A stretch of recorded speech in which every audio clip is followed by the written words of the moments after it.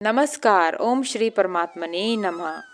क्षिप्रं भवति धर्मात्मा शश्वच्छान्तिं निगच्छति कौन्तेय प्रतिजानीहि न मे भक्तः प्रणश्यति। पिछले श्लोक में भगवान श्री कृष्ण ने पापों के प्रायश्चित की बात की थी। यहाँ श्री कृष्ण कहते हैं कि जो व्यक्ति पापों का प्रायश्चित करते हैं वे शीघ्र ही धर्मात्मा बन जाते हैं और चिरस्थायी शांति प्राप्त करते हैं। हे कुंती पुत्र, तुम निडर होकर ये घोषणा कर दो कि मेरे भक्त का कभी पतन नहीं होता। जो व्यक्ति पश्चाताप करता है वह मेरी अनन्य भक्ति करता है, वह परम शांति को प्राप्त करता है। भगवान श्री कृष्ण कहते हैं कि मेरा जो भक्त है वह कभी नहीं भटकता।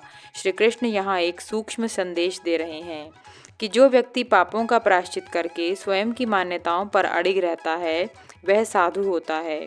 मनुष्य के पाप करने का कारण यही होता है कि वह अपनी समस्याओं का निदान सरल तरीकों से ढूंढ रहा होता है।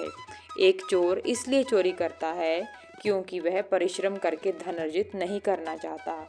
सभी के भीतर ईश्वर है, वह सदैव हमारा मार्गदर्शन करते हैं, किंतु हम उस ईश्वर का मार्गदर्शन नहीं सुनते और सरल मार्ग का चुनाव करते हैं। जल्दी का कार्य शैतान का होता है। हमारा मन द्वंद्व युक्त होता है क्योंकि हम यह नहीं समझ पाते कि कौन सा मार्ग उचित है, ईश्वर का मार्ग दिखाया हुआ या जो हम स्वयं चुन रहे हैं। हम ईश्वर के मार्ग को न चुनकर शैतान के मार्ग को चुनते हैं। इस प्रकार जो भटक जाता है वह पापी होता है क्योंकि उसमें इच्छा शक्ति की कमी होती है। वह ईश्वर के बताए मार्ग पर नहीं चल पाता। अंतरात्मा से सब जानते हैं कि क्या उचित है व क्या अनुचित है। पापी भी अनुचित मार्ग को जानता है लेकिन फिर भी वह उसका चुनाव करता है। ये स्थिति कष्टदायी होती है क्योंकि पापी जानता है कि उसने गलत कार्य किया है।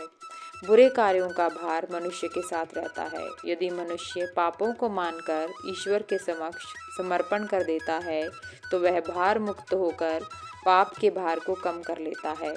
चोर भी यदि आत्मसमर्पण कर लेता है तो न्यायालय उसके दंड को कम कर देता है। जब न्यायालय न्याय करता है तो ईश्वर तो स्वाभाविक रूप से न्याय करेगा ही। आशा है मेरे द्वारा इस श्लोक की गई व्याख्या आपको अच्छी लगी होगी। अगर आपको मेरी वीडियो अच्छी लगी तो कृपया इसे लाइक, सब्सक्राइब व शेयर अवश्य करें और हो सके तो कमेंट भी अवश्य करें। धन्यवाद।